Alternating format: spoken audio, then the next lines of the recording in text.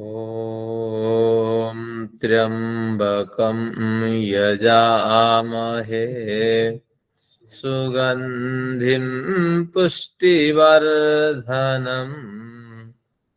उर्वारुकमिव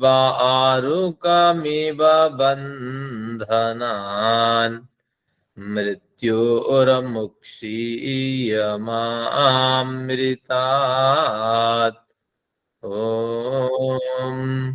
शान्तिः शान्तिः शान्तिः।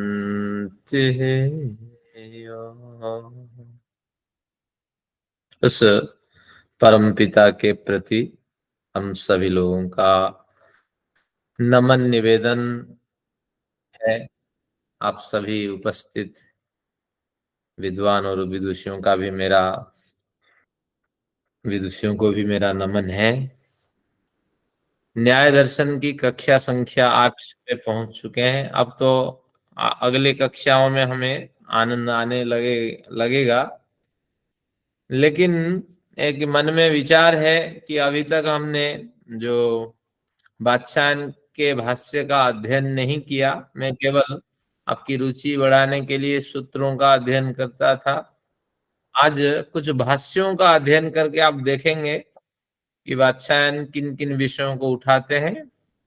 तो आज जो पहले पढ़ चुके हैं उसी के आधार पे भाष्य में कुछ कथन होगा। आज कुछ विशेष श्रम आपको नहीं करना है, केवल भाष्यकार को सुनना है। तो आज की कक्षा एक एंटरटेनिंग कक्षा है। जैसे हॉलीडे में एंजॉय करते हैं, तो आज की कक्षा एंजॉय करने वाले हैं। अब तक हमने जो पढ़ा है तो उसमें से कुछ बिंदु भाष्यकार के आधार पे हम लोग सुनेंगे।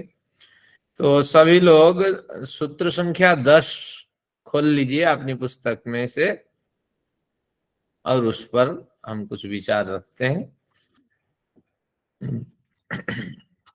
इसमें 10 नंबर सूत्र का बढ़िया अर्थ उस दिन हमने अध्ययन किया था और अनुराधा जी के द्वारा भी हमें इसके अर्थ मिल गए थे।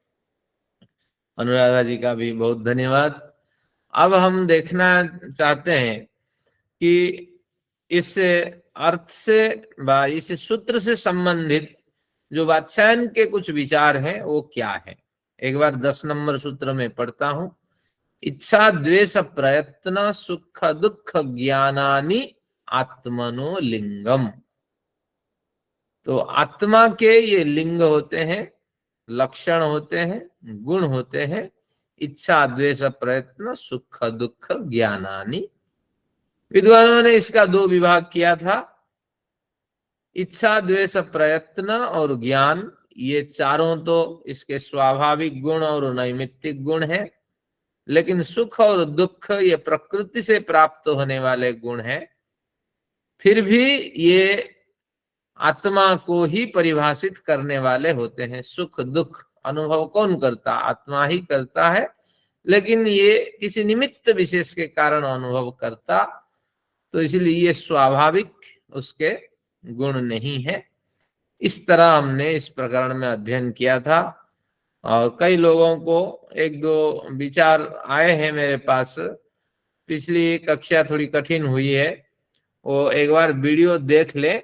अगर कठिनाई है तो फिर किसी एक अवसर पे इसकी कुछ चर्चा कर सकते हैं। आइए देखते हैं इसको। बादशाह का भाष्य है। जिनके पास नहीं है वो तो आज आनंद ले, कोई कुछ लिखना नहीं है, केवल जो हम पढ़ चुके हैं उसी पर कुछ बादशाह विचार देते हैं। अब छोटे छोटे अक्षर में जो छापे गए हैं उसको देखते हैं। यज्जातीयस्य अर्थस्य सन्निकर्षात् सुखम आत्मा उपलब्धवान, ये पंक्ति है। यज्जातीयस्य अर्थस्य सन्निकर्षात्। अभी हमने पढ़ा था चक्षुरिंद्रिय सन्निकर्ष, सन्निकर्ष का मतलब संबंध। तो यज्जातीयस्य अर्थस्य सन्निकर्षात् सुखम आत्मा उपलब्धवान, आत्मा को सुख मिला। और जिन जिन जिन जातीय पदार्थों के जिन जिन पदार्थों से संबंध होने से आत्मा को सुख की प्राप्ति हुई, तो तज्जातीयम एव अर्थम पश्यन, अब इसको करते हैं। अब उदाहरण के माध्यम से, मुझे सुख का अनुभव हुआ। अगर सुख का अनुभव हुआ तो दूध पी करके सुख का अनुभव किया, कहीं स्वीट्स खा करके सुख का अनुभव हुआ, मलाई वाली चीजें खा करके भी सुख का अनुभव हुआ, या अचार खा के सुख का अनुभव हुआ। तो जहां भी आत्मा को जिन पदार्थों से सुख का अनुभव हुआ, तज्जातीयम एव अर्थम पश्यन उपादातुम इच्छति, आत्मा उस जातीय पदार्थ को देखते ही पुनः दोबारा प्राप्त करने की इच्छा व्यक्त करती है। अर्थात दूध कोई पी रहा था, उसको बड़ा आनंद मिला, पहले वो आनंद अनुभव में था, लेकिन मेरे सामने और कोई एक दूध पी रहा है, या वृंदावन हम जाते हैं, हमने घर में दूध पिया, बड़ा आनंद आता है, लेकिन जब वृंदावन गए, वृंदावन में हम सुन रखे हैं कि वृंदावन का दूध कम से कम पी लेना चाहिए, वहां के पेड़े खा लेने चाहिए। तो जैसे हमने उन पदार्थों को देखा, अंदर ही अंदर हमें एक सुख का अनुभव होने लगा, और हमने कोशिश की कि वहां से एक क्या करें, एक दूध का गिलास पी लिया जाए या पेड़ा खा लिया जाए। एक दूसरा उदाहरण देते हैं, जो लोग रहते हैं पीजी में, वो क्या करते हैं, घर से लाते हैं अचार। अब किसी दिन हमने किसी मित्र का अचार खाया, बड़ा आनंद आया, फिर अगले दिन खाने के वक्त फिर वो अचार का डब्बा निकाला, तो उसमें भी हमारी इच्छा हुई अचार को देखते ही, अरे हमें भी वो अचार थोड़ा मिल जाना चाहिए। पुरानी स्मृति हमारी ताजी हो गई, क्योंकि पिछली बार हमने खाया था, बड़ा आनंद था, तो इस बार भी बड़ा आनंद मिलेगा, अरे मुझे दे दो, कितना पैसा ले लेना, एक किलो ले आना। इस तरह हम वहां अपने अभिव्यक्तियां प्रस्तुत करके उसको खाने की इच्छा रखते हैं।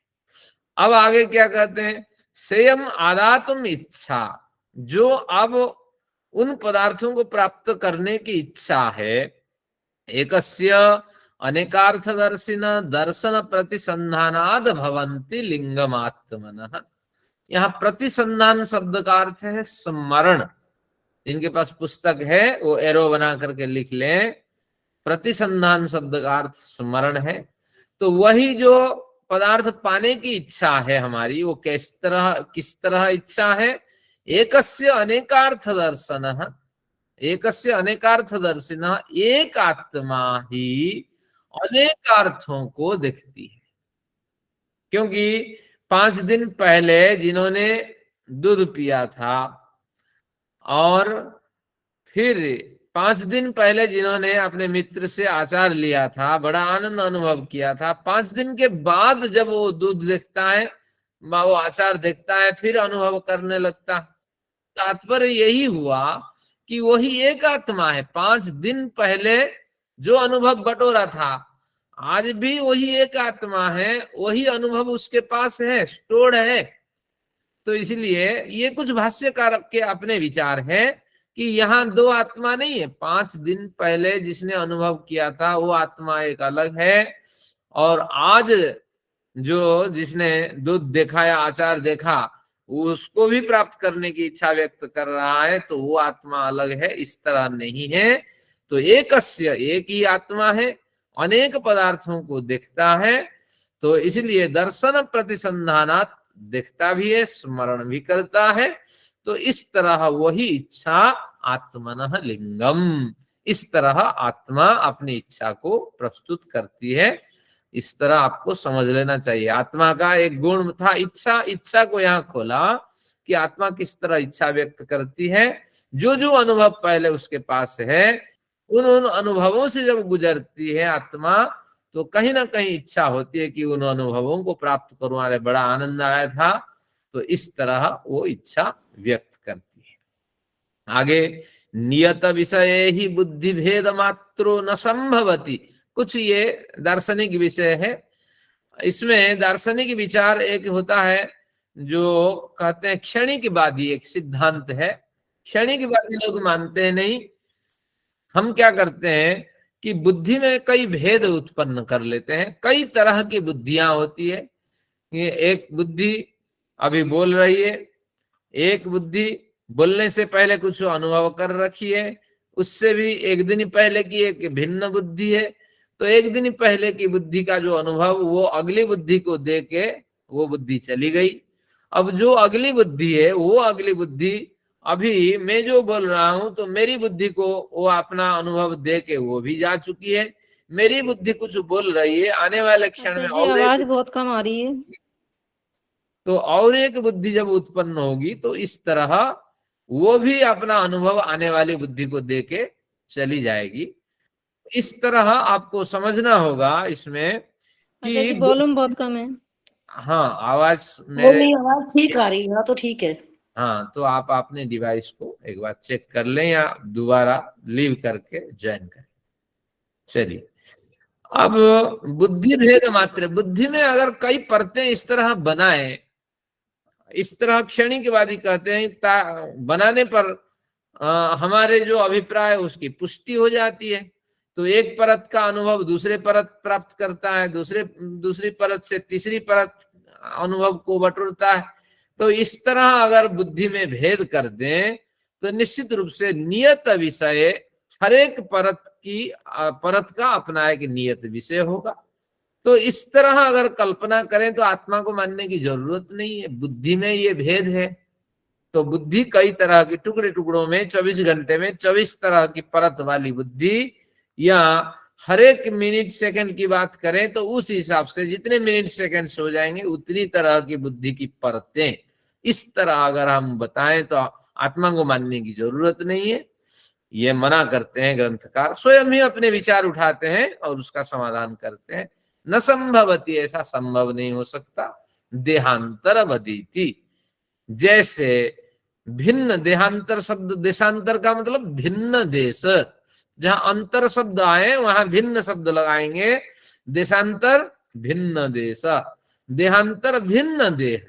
जैसे एक देह का अनुभव दूसरा देह प्राप्त नहीं कर सकता। मेरे पास बजाज साहब बैठे हैं, बजाज साहब का अनुभव जैसे मैं प्राप्त नहीं कर सकता, मेरा अनुभव जैसे आप प्राप्त नहीं कर सकते, तो उसी तरह बुद्धि में अगर परतें आप बनाते जाएं, क्षण क्षण में बदलने वाली बुद्धि की परतें अगर इस तरह अनुभव करें तो ये भी संभव नहीं है। एक परत का अनुभव दूसरी परत नहीं ले सकती। तो इस तरह ये कहते हैं जैसे एक देह का अनुभव दूसरा देह नहीं प्राप्त कर सकता, इस तरह आपको मानना पड़ेगा। तो निष्कर्ष यही हुआ कि एक ही आत्मा शरीर में विद्यमान है, वो भी दिखता भी है, प्रति स्मरण भी करता है और स्पर्श भी करता है। तो इस तरह आपको मानना पड़ेगा। अनेक इसमें बुद्धि की अनेक परतें हैं, इस तरह आप कल्पना नहीं कर सकते। यहां तक इस तरह का कथन हुआ। एवं एकस्य अनेकार्थदर्शिनः दर्शन प्रतिसंधानात् दुख हेतु द्वेषः, जिस तरह इच्छा को हमने समझा कि आत्मा के अंदर इच्छा विद्यमान होती है और दर्शन प्रतिसंधान से, दर्शन स्मरण के माध्यम से उस इच्छा को आत्मा व्यक्त करती है, तो उसी तरह द्वेष भी आत्मा व्यक्त करती है। तो किस तरह द्वेष व्यक्त करती है? एक हफ्ते पहले एक कुत्ता ने मुझे काटा था और उसको देखते ही मुझे अब द्वेष होने लगा। तो तात्पर्य ये हुआ ये कुत्ता ही कहीं मर जाए या मैं डंडे से उसको मार डालूं, लेकिन उसको देख करके द्वेष हुआ। एक हफ्ते पहले काटने वाला कुत्ते का जो अनुभव है, तो अनुभव भी मेरे पास है, उसी आत्मा के पास है। अब जो स्मरण करता है कुत्ते को देख करके, इसके काटने से मुझे कितने सुई लेने पड़े तो पड़ी, तो इस तरह का जो अनुभव है वह अनुभव द्वेष परक अनुभव है। तो ये अनुभव को अनुभव करने वाला कौन है? आत्मा ही है। तो इस तरह द्वेष भी समझ लेना चाहिए। तो दर्शन प्रतिसंधानात, दर्शन स्मरण के कारण आत्मा में इच्छा और द्वेष की इस तरह पुष्टि होती है। ये वात्सायन के अपने विचार हैं। इसी तरह इसको हम थोड़ा स्पीड में और लेते हैं, क्योंकि संस्कृत पंक्तियां थोड़ी कठिन होती है और न्याय शैली से लिखी है, सरल तो नहीं है। आगे देखते हैं। यज्जाति हो अस्य अर्थः सुख हेतु प्रसिद्ध तज्जाति अमर्थम पश्यन्, आदातुं प्रयतते स्वयं प्रयत्नः एकमनिकार्थदर्शिनं दर्शन प्रतिसंधातारमंतरेण न स्यात्। इच्छा देश के बाद अब प्रयत्न का अर्थ करते हैं, वो अपने उदाहरण देते हैं। यज्जातीयोस्य अर्थस्य सुख हेतु, मैंने जिन जिन पदार्थों का सेवन किया, क्या पदार्थों का सेवन किया? अग्रवाल की दुकान से मिठाई, बीकानेर की ढोकला, और क्या चांदनी चौक की जलेबी भूल तो गया। हाँ, जो जो मैंने सुख का अनुभव किया और उससे प्रसिद्ध अनुभव मेरा हुआ, तज्जातीयम अर्थम पश्यन, फिर अगर कहीं से भी मिठाई देखता हूँ, ढोकला देखता हूँ या जलेबी देखता हूँ, तो तज्जातीयम अर्थम पश्यन आदातुम प्रयतते, अब उसको प्राप्त करने की मेरी चाह होती है। नहीं तो मैं स्मरण करता हूँ, अरे तुम्हारे क्या ढोकला है, हमारे तो बीकानेर की ढोकला बहुत बढ़िया।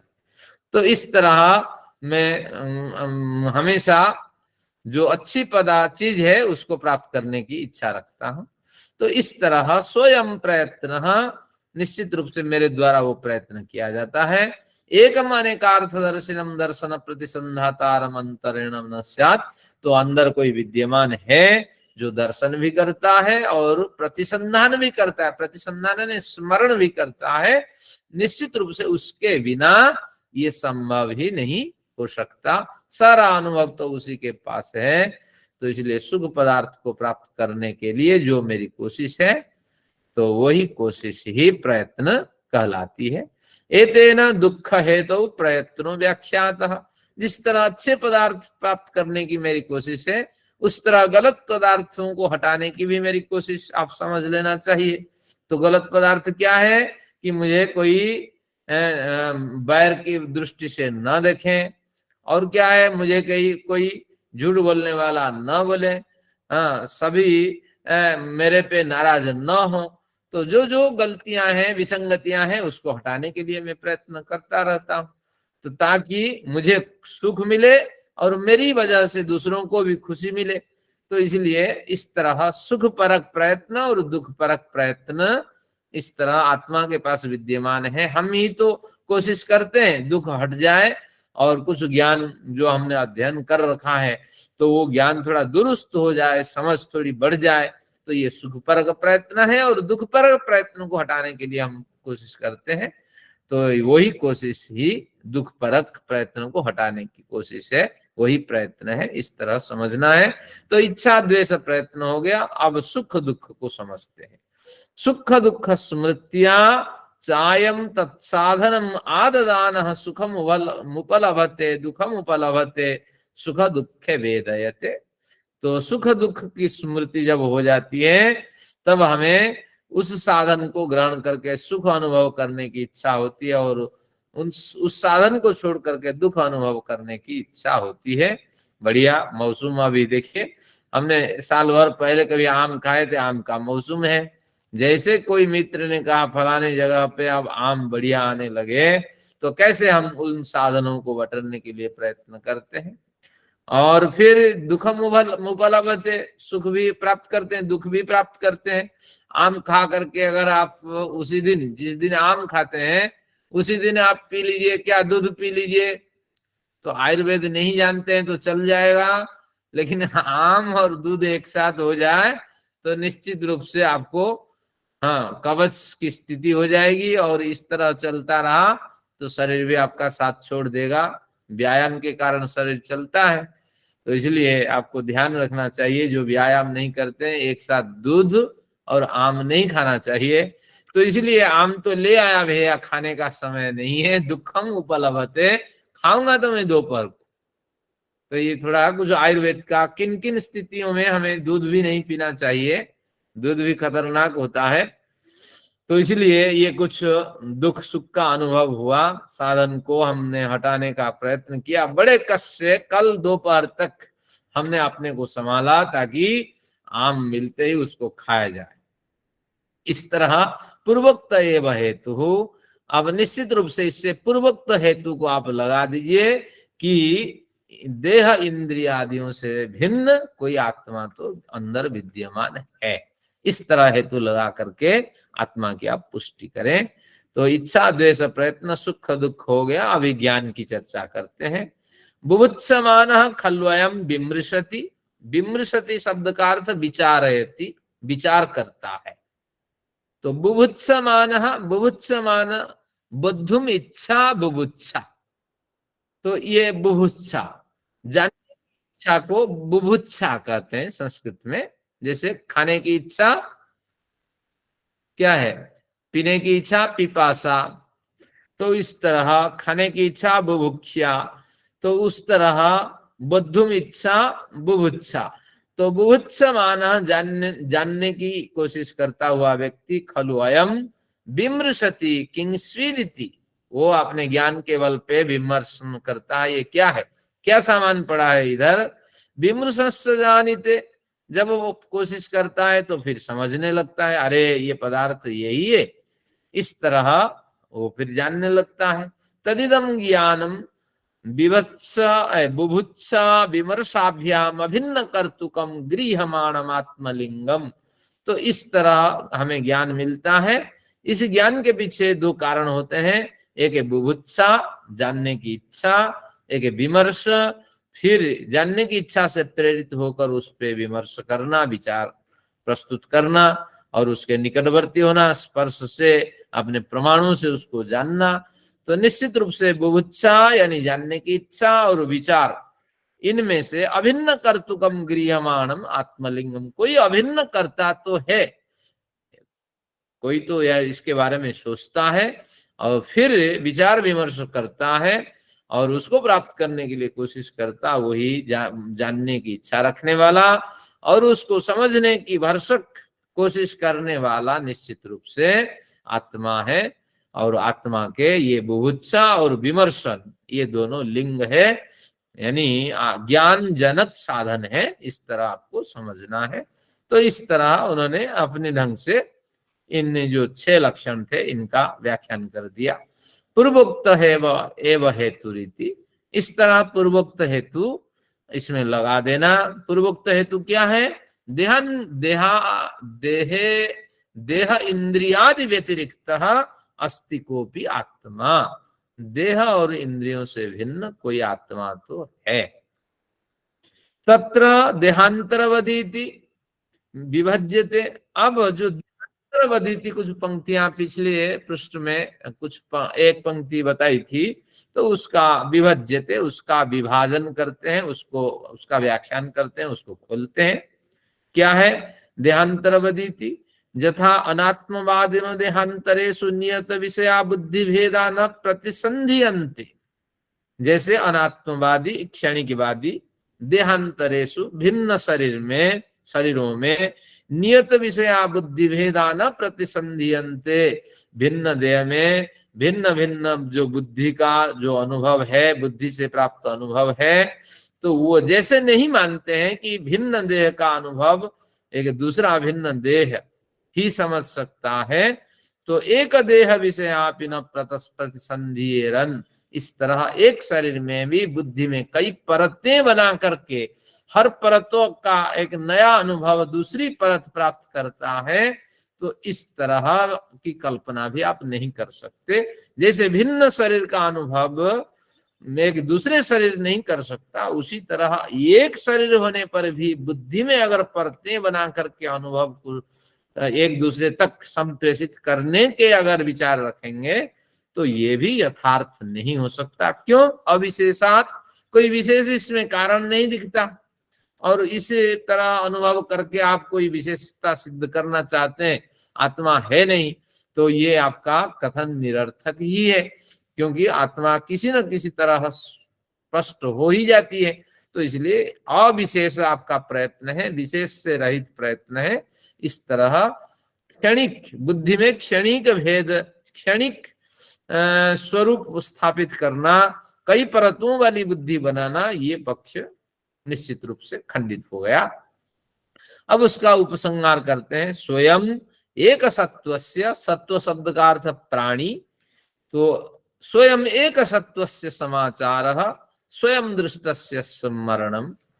तो एक सत्व, एक प्राणी का जो समाचार है, यानी जो आचार विचार व्यवहार है, स्वयं दृष्टस्य स्मरणम, अगर आप उसको देखते हैं तो आपको स्मरण होगा, क्योंकि वो पहले विषय को देखेंगे, फिर वो संस्कार में वो चीजें स्टोर होगी, तो फिर दोबारा जब देखेंगे तो संस्कार से फिर जो स्टोर्ड चीज अनुभव है वो फिर उभरने लगेगा।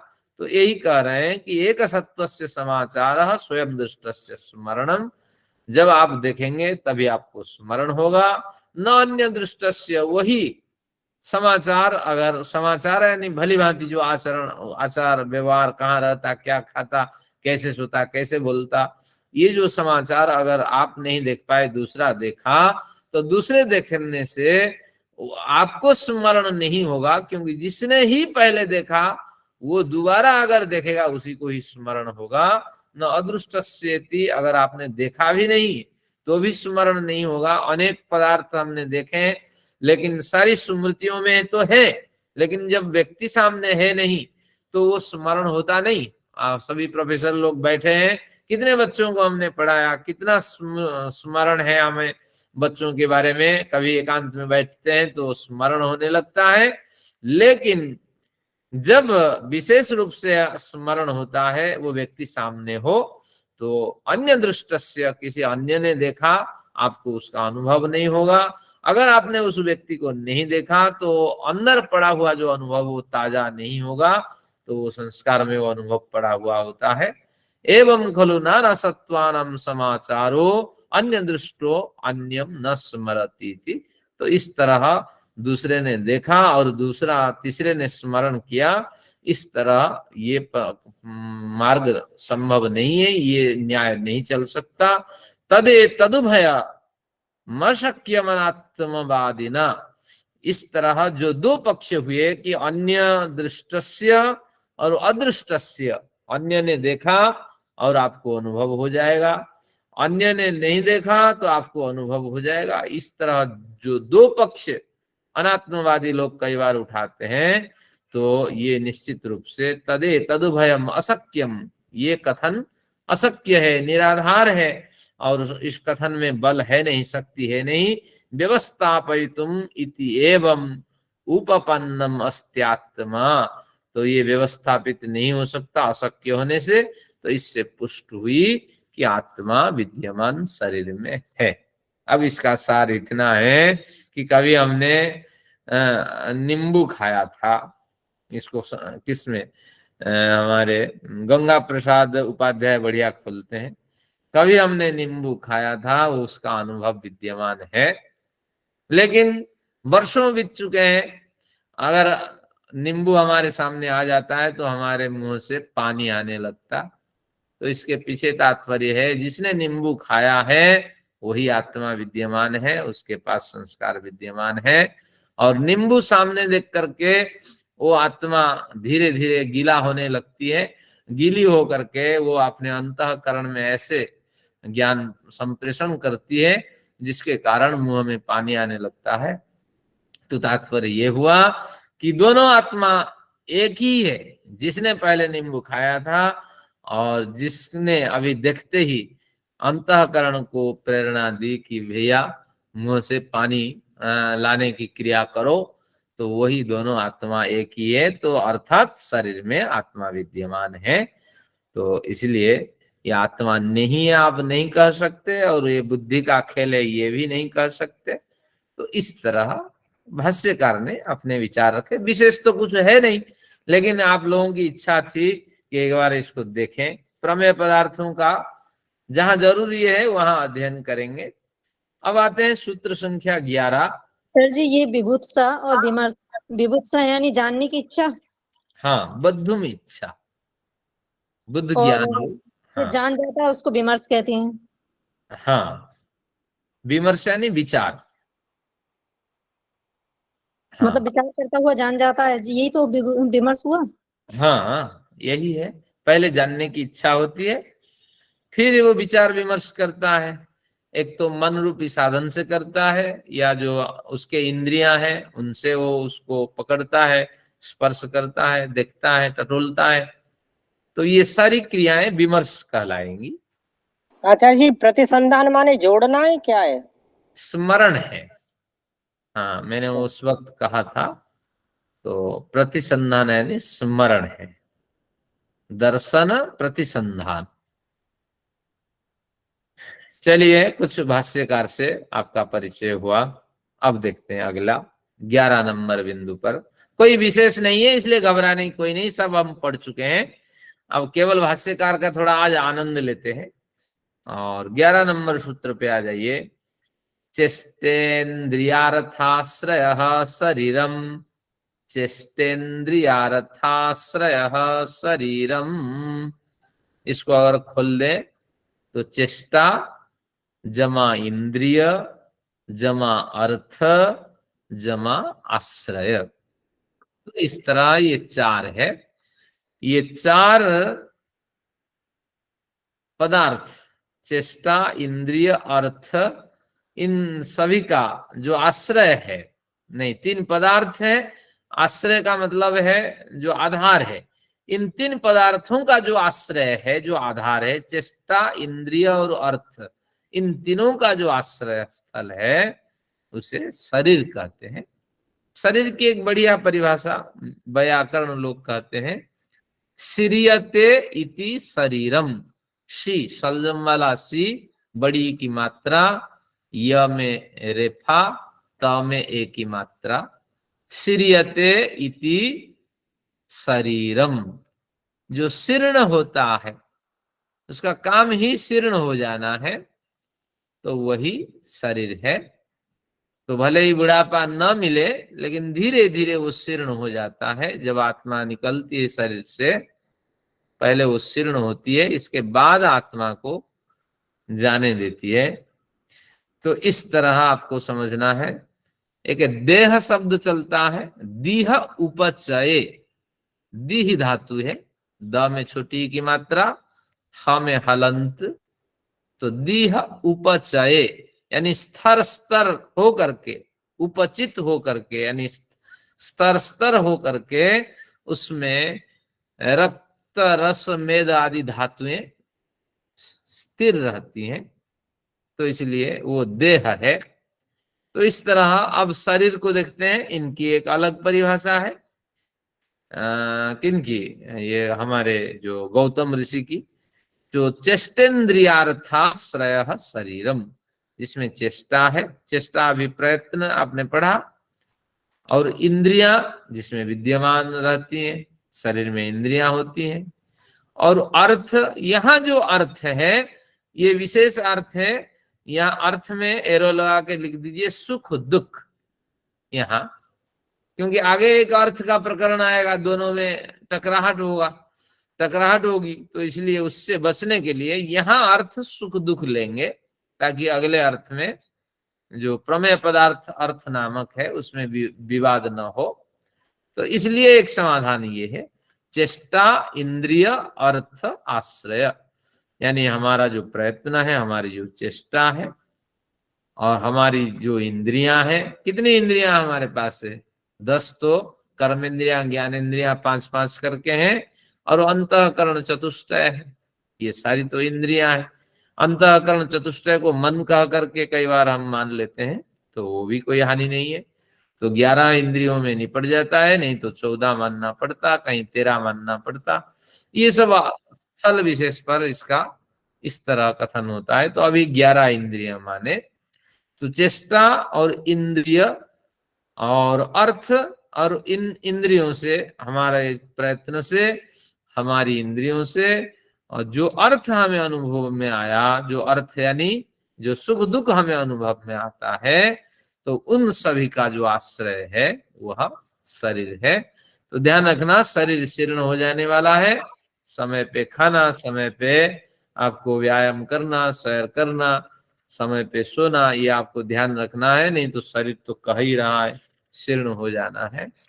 अब मैंने इसका अध्ययन किया था, जो भाष्य है, मुझे कुछ विशेष नहीं मिला, केवल समय आपको खपाने वाली चीजें इसमें होगी। ये वही बात जो मैंने कही है, तो इसलिए इस पंक्ति को नहीं पढ़ते, जहां जरूरी है वहां पढ़ूंगा।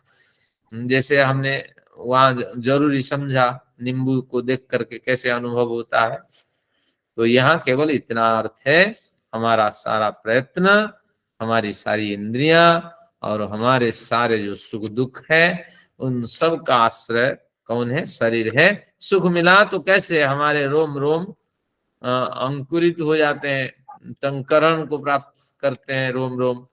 तो दुख मिला तो कैसे हमारे पसीने पसीने हो जाते हैं पूरे शरीर। तो निश्चित रूप से शरीर इन तीनों से, इंद्रियों से, प्रयत्न से और सुख दुख से शरीर प्रभावित होता है। 12 नंबर सूत्र पे अब हम पहुंच चुके हैं, सूत्र संख्या 12। हमने केवल ही एक सूत्र अध्ययन किया, शरीर। अब एक दूसरा सूत्र अध्ययन करते हैं आज के प्रकरण में। घ्राण रसन चक्षु त्वक श्रोत्राणीन्द्रियाणि भूतेभ्यः। घ्राण रसन चक्षु त्वक श्रोत्राणीन्द्रियाणि भूतेभ्यः। इसमें ये कहते हैं कि भूतेभ्यः, भूतों से, भूतों से 4-5 महाभूत है, तो 5 महाभूतों से घ्राण रसन चक्षु त्वक श्रोत्राणि इंद्रियाणि, ये इंद्रियां उत्पन्न होती हैं। यहाँ एक शास्त्रार्थ का विषय है, बड़े ध्यान से इसको थोड़ा सुनिए क्या कहते हैं, क्योंकि अभी 2 दर्शन आप पढ़ चुके हैं। तो भूतों से, 5 भूतों से इन इंद्रियों, ये इंद्रियां उत्पन्न होती हैं। लेकिन इंद्रियां 5 भूतों से उत्पन्न नहीं होती हैं। सांख्य दर्शन पढ़ने वाले एक बार स्मरण करिए। प्रकृति, प्रकृति से महत्तत्व, महत्तत्व से अहंकार, अहंकार से 16 पदार्थ बनते हैं। तो सभी की जो जड़ है वो अहंकार आपको मानना पड़ेगा। प्रकृति महत्तत्व तक तक पकड़ में कुछ नहीं आता। और अहंकार के 3 स्वरूप है, सत्व रज तम। सात्विक अहंकार से हमारी इंद्रियां बनती हैं और तामसिक अहंकार से हमारे पंच तन्मात्राएं बनती हैं। तो इसलिए राजसिक जो अहंकार है उसमें कुछ सांख्य दर्शन कहता नहीं, कुछ लोग जोड़ देते हैं यहाँ कर्म इंद्रियां भी बनती हैं, वहां ज्ञान इंद्रियां और अंतःकरण आदि बनते हैं सात्विक अहंकार से। हम उन पक्षियों को नहीं लेते हैं जो सांख्य दर्शनकार नहीं कहते हैं। केवल अहंकार से हमारी इंद्रियों की उत्पत्ति होती है, सात्विक अहंकार से। ये पॉइंट नोट करें, सात्विक अहंकार से हमारी इंद्रियां उत्पन्न होती हैं। अब जो तामसिक अहंकार से उसे 5 तन्मात्राओं की उत्पत्ति होती है और 5 तन्मात्राओं से महाभूतों का निर्माण होता है। लेकिन यहां कह दिया कि घ्राण रसना चक्षु त्वक श्रोत्राणि इंद्रियाणि भूतेभ्यः, 5 भूतों से ये इंद्रियां उत्पन्न होती हैं। अब हमें संगति तो लगानी होगी, कहीं ना कहीं विसंगति तो हुई है। संगति इस तरह लगाएंगे क्योंकि कई बार प्रक्षिप्त होता है लिखते वक्त, कहीं कहीं त्रुटि हुई है। अब कहाँ से त्रुटि हुई हम तो नहीं कह सकें, लेकिन हमारे कहीं विचार में इस तरह विभेद नहीं है। न सांख्य के विचार न्याय में नहीं घटता या न्याय के विचार सांख्य में घटता है, ऐसा नहीं है। संगति लगाने की कमी है। अब इंद्रियां और इंद्रिय गोलक, ये दोनों समझिए। मैं आपको देख रहा हूं तो ये मेरे नेत्र इंद्रियों के माध्यम से आपको मैं देख पा रहा हूं, लेकिन ये आंखें मेरी खराब हो गई। जब खराब हो गई तो देखने की जो शक्ति है वो खराब हुई है।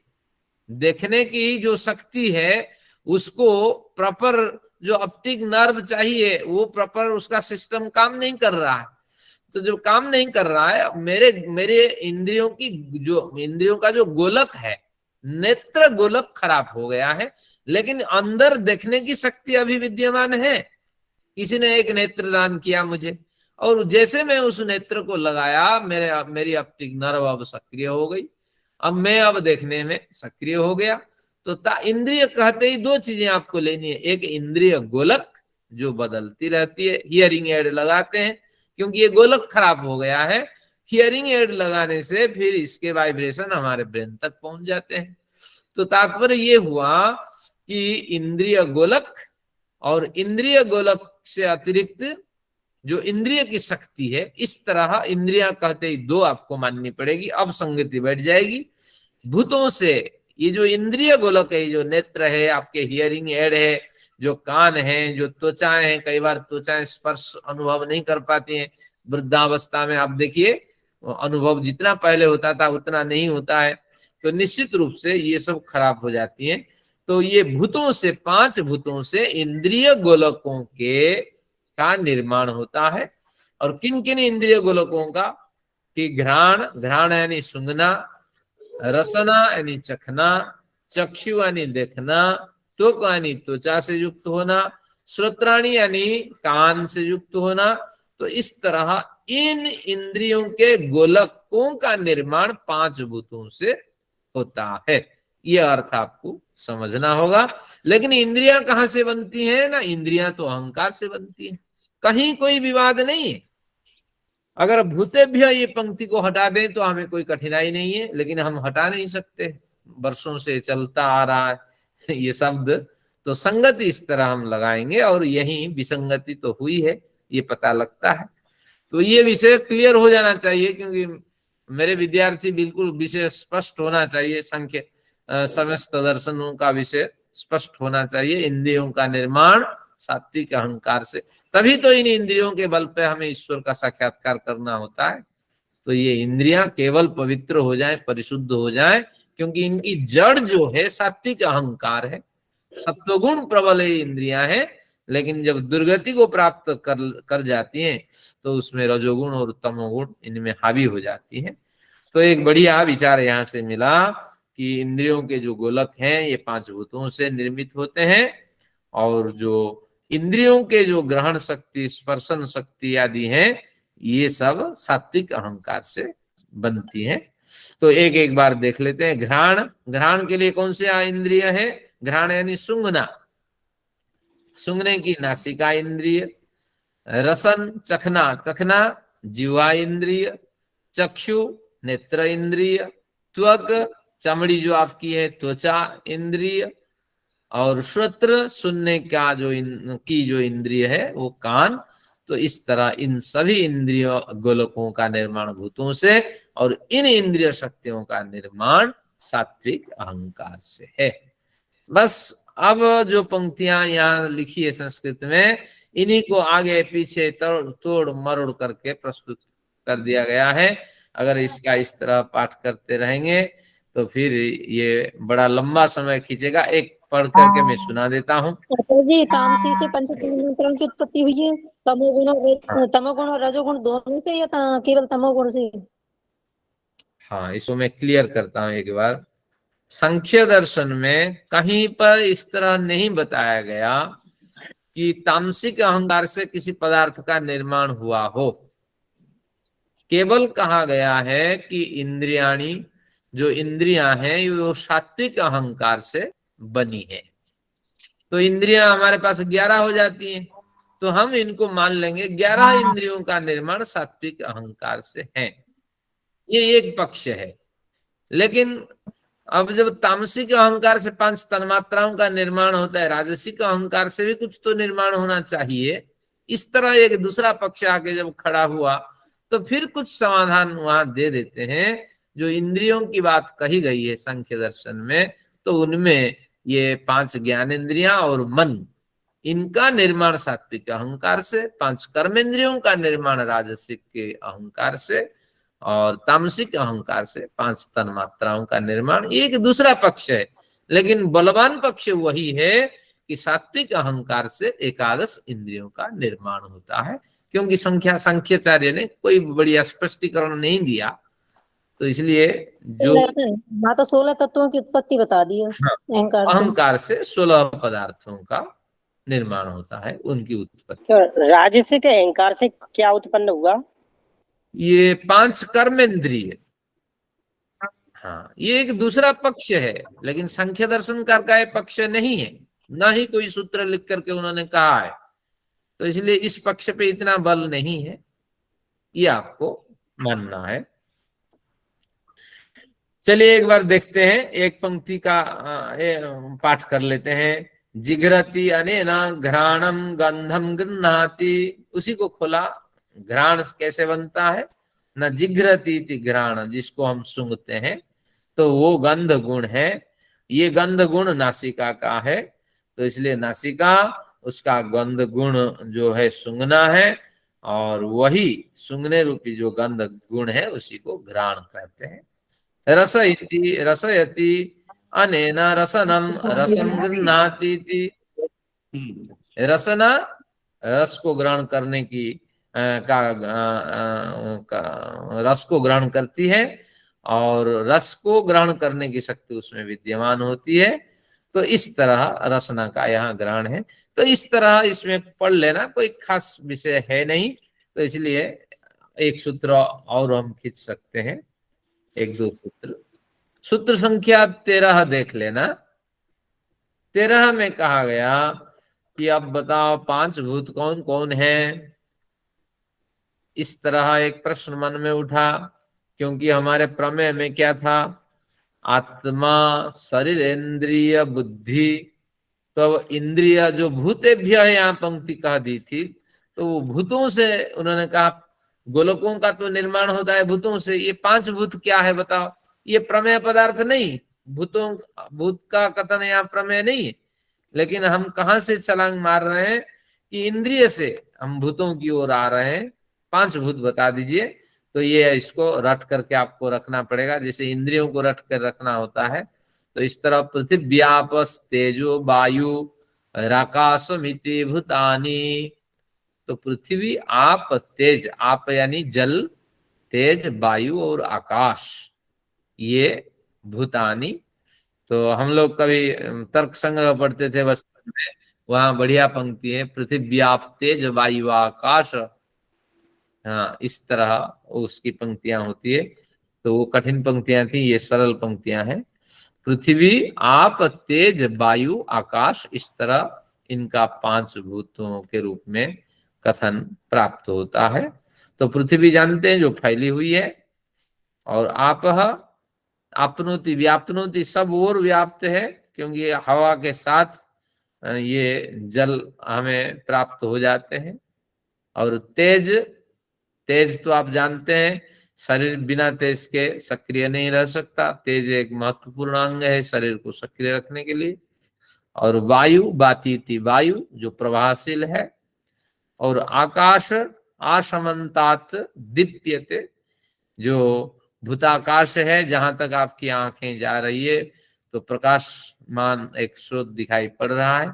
लेकिन जैसे जैसे आपका अध्ययन बढ़ेगा महाकाश में आपको अंधेरा ही अंधेरा दिखेगा।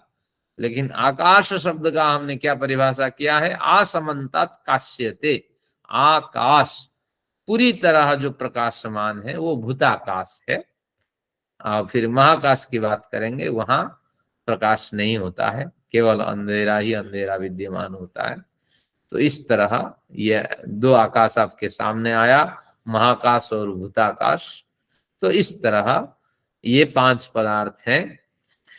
अब आते हैं, हमने क्या पढ़ा कि इंद्रियों का अध्ययन किया, 5 भूतों का भी अध्ययन कर लिया। अब आया आत्मा शरीर इंद्रियार्थ, जो अर्थ है इंद्रियों का जो विषय है उसको भी थोड़ा स्पष्ट करो। तो इस तरह जब प्रश्न उठा अच्छा जी, महाकाश को परमात्मा कहते हैं क्या? किनको? महाकाश किसके लिए यूज में लिया है? परमेश्वर के लिए उसका व्यवहार होता है, क्योंकि उसके ओर छोर नहीं होता है। और इस सिद्धांत की पुष्टि वेदांत में आपको मिलेंगे। वेदांत प्रथम वेदांत में अध्याय। महाकाश का है ऐसे। हाँ, तो आचार्य वेदांत जी के इसको व्योम व्योम कहा जाता है ना फिर?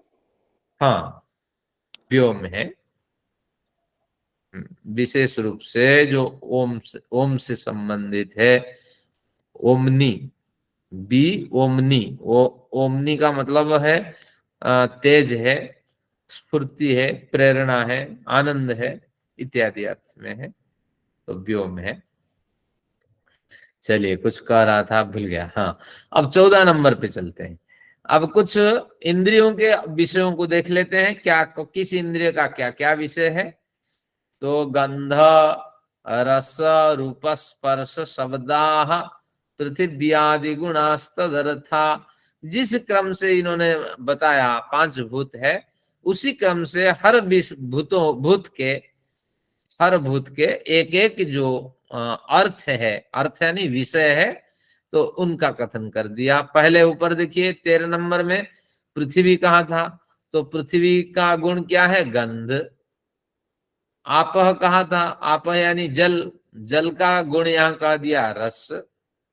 तेज कहा था, तेज का गुण है रूप।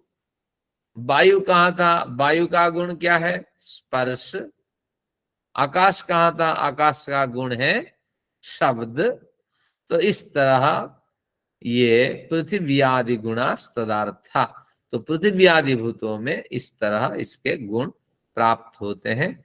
तो गंध रस रूप स्पर्श शब्दाः, इस तरह आपको ये रट के रखना पड़ेगा। हम लोगों की जो रटाई है पहले तर्क संग्रह से है, तो इसलिए हमें शब्द स्पर्श रूप रस गंधा, हम ऊपर से नीचे की ओर आते हैं, लेकिन सांख्य दर्शन का जो अध्ययन करते हैं वो नीचे से ऊपर की ओर क्रम से इनको अभ्यास में रखें। गंध रस रूप स्पर्श शब्दाः, तो इन 5 भूतों का निर्माण होता है। एक बढ़िया प्रकरण है, यहाँ बता देता हूं ताकि आप लोगों को खुशी होगी। एक पंचीकरण प्रक्रिया वेदांत में आती है कि हमारा जो शरीर है वो 5 भूतों से निर्मित है। तो जिस भूत का, जिस स्तर का व्यक्ति होगा उसमें 50% कम से कम 50% गुण अपने भूत के होंगे। बाकी 4 भूतों के परमाणु, छोटे मोटे परमाणु उसमें सम्मिलित होंगे। तो हम सब पार्थिव पिंड है। तो पृथ्वी गंध गुण हमारे पास, पृथ्वी के जो सत्वांश है हमारे अंदर विद्यमान है, वो तो 50 भाग हम में विद्यमान है। बाकी 4 भूत बचे, 4 भूत है 12 48, तो 12 पॉइंट समथिंग जो है हर एक भूत से हमारे साथ मिले हुए हैं, तभी ये शरीर हमारा चलता है। फिर आगे थोड़ा और अध्ययन करेंगे। जरूरी नहीं कि 50% हमारे साथ हो, 50 से भी अधिक हो सकते हैं। तो ज्यादा से ज्यादा जिस पिंड का होगा, मान लीजिए तेजस पिंड का सूर्य है, तो सूर्य के पास कम से कम 50 तेज के गुण होना चाहिए। ये जरूरी नहीं है, वहां भी 60-70% हो सकता है, लेकिन एक मुख्य जिस पिंड का वो आधार है, तो उससे मात्रा ज्यादा होगी, उस स्तर की जो मात्रा है। बाकी 4 भूतों का कम से कम छोटी छोटी मात्राएं वहां विद्यमान होंगी। तो इस तरह इस सिद्धांत को आपको समझना है। तो अभी तो हम पार्थिव पिंड हैं, हमारा हर शरीर के जो परमाणु हमारे सभी गंध देने वाले हैं, तो इसलिए गंधवती पृथ्वी ये तर्क संग्रह कहता है। तो हमारा जो शरीर है कहीं ना कहीं गंध को उत्सर्जित करता है। तो इस तरह इसका अध्ययन हुआ। अब हमारे पास एक सूत्र पढ़ने के लिए अवसर है। अब हमने अभी क्या अध्ययन किया? आत्मा, शरीर, इंद्रिय, अर्थ, उनके विषय का भी अध्ययन कर लिया। आत्मा, शरीर, इंद्रिय, अर्थ, बुद्धि। आप सोचते होंगे इसी के साथ खत्म हो गया क्या? ये उपमेय पदार्थ नहीं है, वो तो अभी नाम कथन करके केवल परिभाषा करके जा रहे हैं। सभी की परीक्षा होगी, इस पे गंभीर चर्चाएं होगी, तो उस समय एक अलग आनंद आएगा, लेकिन इनसे आप होके गुजरेंगे तभी। अब आया कि हमें बुद्धि रूपी प्रमेय के बारे में बताओ। अब वो कहते हैं, देखिए ये पंक्ति पढ़ लेते हैं। अचेतनस्य करणस्य बुद्धिर ज्ञानम वृत्ति। अचेतनस्य करणस्य बुद्धि, बुद्धि तो एक अचेतन पदार्थ है, और ज्ञानम वृत्ति, वो ज्ञान वृत्ति को उत्पन्न कर देती है। अचेतन पदार्थ ज्ञान उत्पन्न कर देने वाला है। चेतनस्य अकर्तृ उपलब्धि, जो चेतन है जीवात्मा, उसे हम अकर्ता मानते हैं। अकर्ता मानते हैं यानी परिणाम रहित होता है, उसमें कोई परिवर्तन नहीं होता है। परिवर्तन तो शरीर में होता है, आत्मा में थोड़ी होता है। तो वही कहते हैं कि चेतनस्य अकर्तु, जो प्रकृति के परिणाम से रहित है, ऐसे चेतन के उपलब्धि रीति चेतन को ये बुद्धि कैसे समझा देती है। यदि विरुद्धम अर्थम प्रत्याचख्यान का इत्येव माह। तो इस तरह विरुद्ध कथन कैसे, ये अचेतन पदार्थ चेतन को कैसे समझा देता है। तो इस तरह कम से कम वो अचेतन पदार्थ के बारे में विशेष बताओ। जब इस तरह पूर्व पक्ष स्वयं ही उठाते हैं, वात्सायन उठाए, आप फिर हमारे गौतम के सूत्र को रखे, तो उसका समाधान देते हैं। बुद्धि रूपलब्धि ज्ञानमित्यनर्थांतरम। इस न्याय दर्शन में बुद्धि, उपलब्धि और ज्ञान, इन तीनों को पर्यायवाची अर्थ समझना चाहिए। ये पर्यायवाची शब्द है। बुद्धि, उपलब्धि और ज्ञान, इन तीनों को इस दर्शन में, भिन्न दर्शन में भिन्न अर्थ होगा, क्योंकि जैसे आप योग पढ़ेंगे ये नियम नहीं लागू होगा। तो इसलिए बुद्धि, उपलब्धि, ज्ञानम इत्यनर्थांतरम न अर्थांतरम, भिन्न अर्थ नहीं है, केवल पर्यायवाची अर्थ में इसका, इनका ग्रहण होता है। तो इस तरह केवल इतना उन्होंने लक्षण के माध्यम से कहा, बाकी कुछ विशेष नहीं कहा। अब 16 नंबर से हम अध्ययन करेंगे, क्योंकि अब समय नहीं है हमारे पास।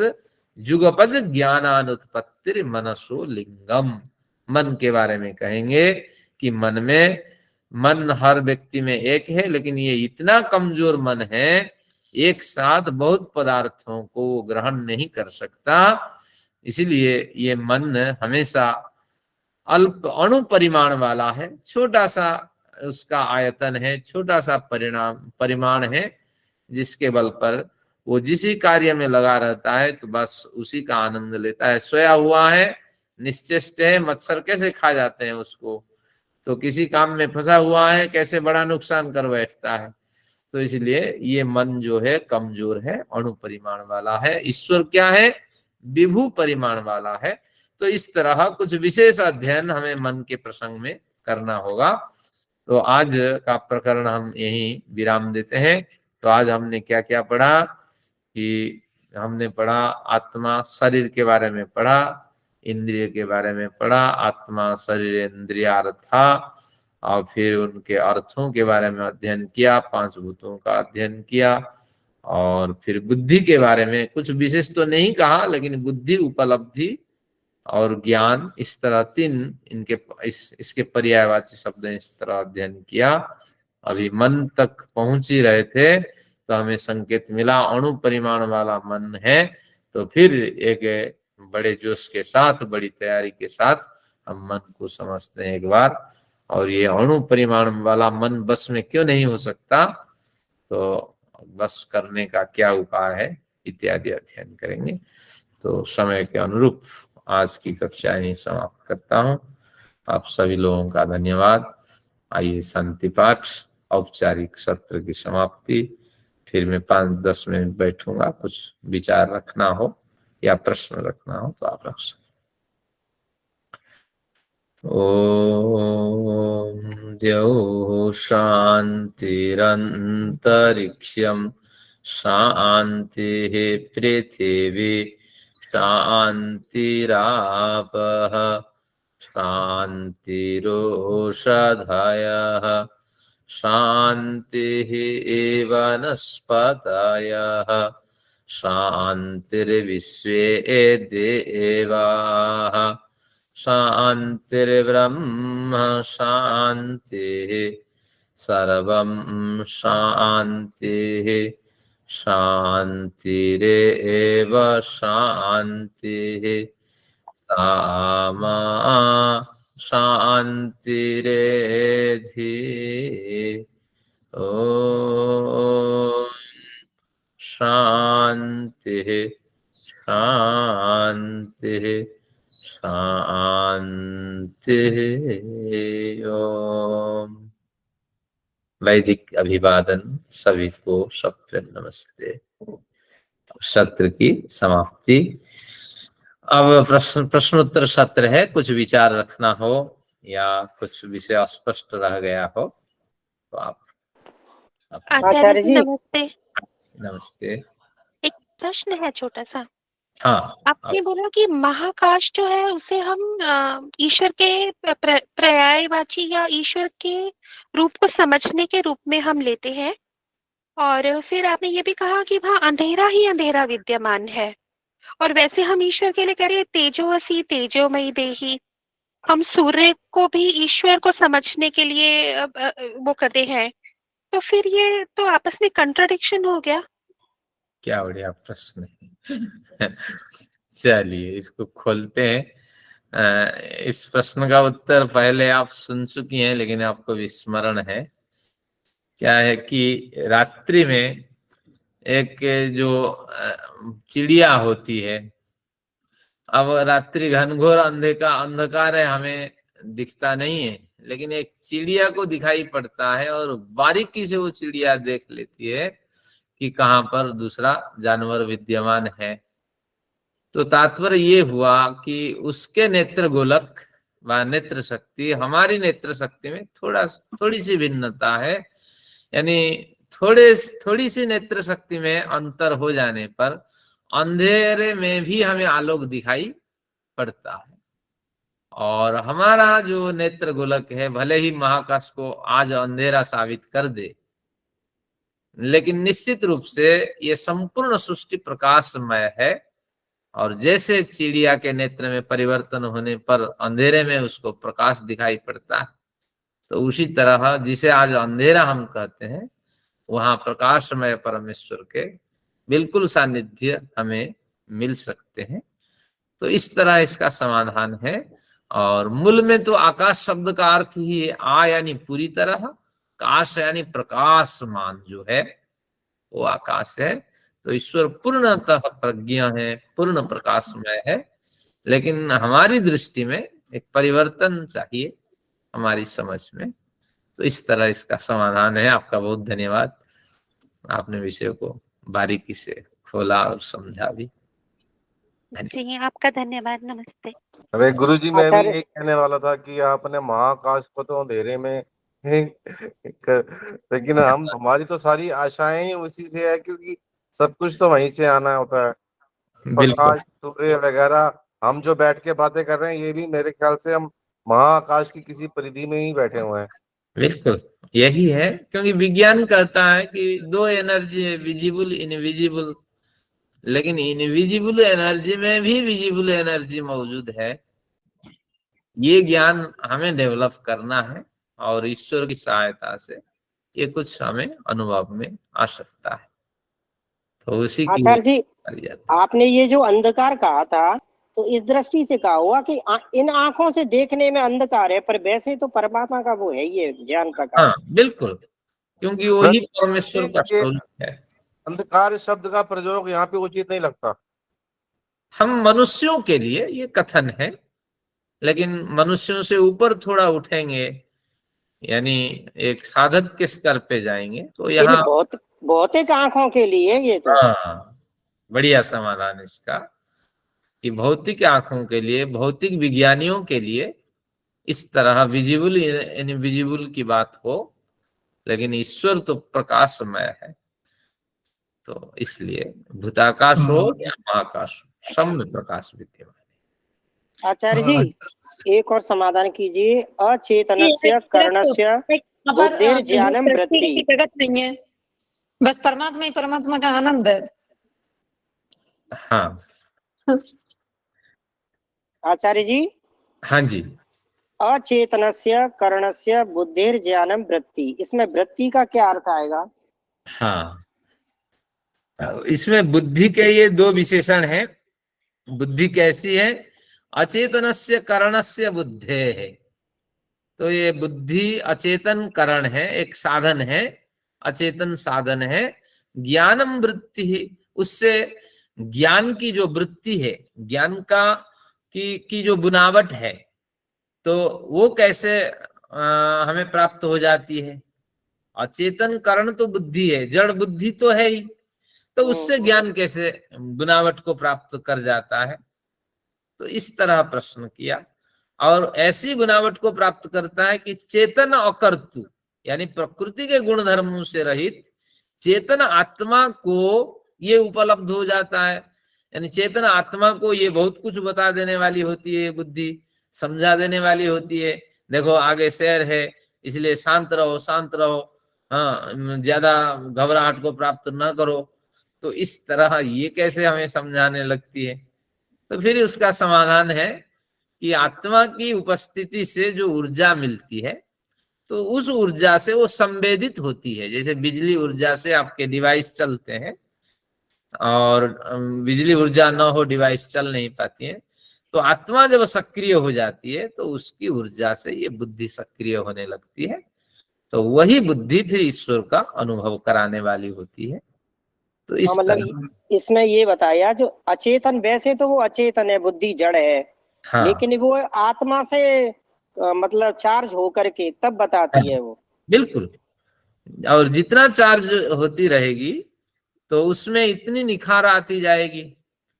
और उसको चार्ज दो तरह के करने होते हैं, आत्मा से तो साक्षात जुड़ी हुई है, लेकिन बाहरी जो ज्ञान है, साधनाएं हैं, जो हमारा नैमित्तिक ज्ञान है, वो अगर बढ़िया ढंग से इसको मिलता रहेगा तो बाहरी आवरणों से और आंतरिक आवरणों से वो ऐसी पिस जाएगी कि गलत वृत्तियां हटती चली जाएगी, वो परिशुद्ध होती जाएगी। धन्यवाद आचार्य। चलिए।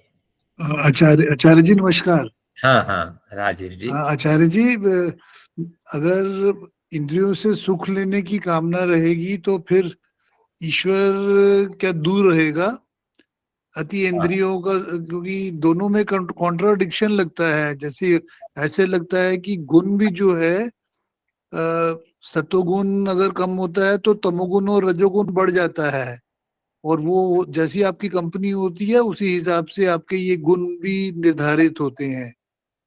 हाँ, मैं जो जहाँ समझा आपका अभिप्राय, क्योंकि इंद्रियों से ही हमारा ईश्वर साक्षात्कार होगा, तो आप यही बताना चाहते हैं जैसे इंद्रियों का न्यूनतम भोग हम ग्रहण करते हैं इंद्रियों से, तो उसी तरह अगर ईश्वर निष्ठ हो जाए तो अतीन्द्रिय सुख में हमें कहीं ना कहीं परेशानी तो हो सकती है। यही आपका प्रश्न है।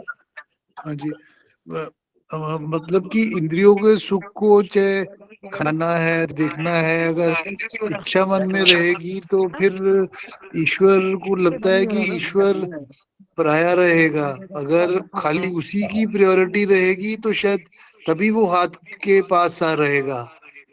अगर हाँ बिल्कुल, दो तीन आपने समाधान चीजों दे का। दिया। मैं और कुछ समझा था, क्योंकि इंद्रियों के जो न्यूनतम भोग है उसी पे हमें चलना है, क्योंकि जिंदा तो रहना ही है जी, लेकिन शरीर को सक्रिय रखना भी है। अत्याचार करने पर भी ऊपर से सजा मिलेगी, तो इसलिए न्यूनतम भोगों के साथ इंद्रियों का हमें व्यवहार करना है। मना नहीं है, घर गृहस्थी बनने के लिए मना नहीं है, लेकिन घर गृहस्थी में कम साधना हो पाती है, तो इसलिए घर गृहस्थी भी निभाइए।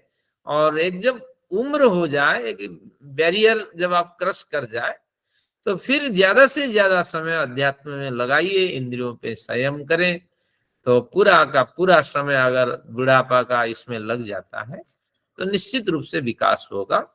लेकिन सामान्य भोग तो आपको ग्रहण करना पड़ेगा।